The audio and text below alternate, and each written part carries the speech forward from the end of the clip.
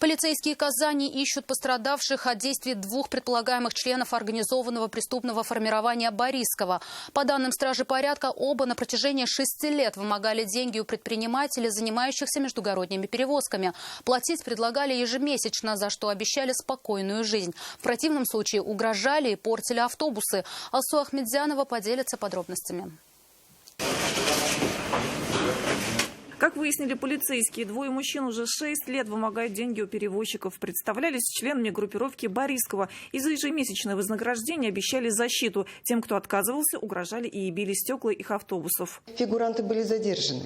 Ими оказались два местных жителя 1988 и 1990 года рождения, которые по оперативной информации действительно являются участниками организованного преступного формирования Борискова. Следственный комитет возбудил уголовное дело по статье «Вымогательство». Обоих подозреваемых на время следствия отправили под стражу.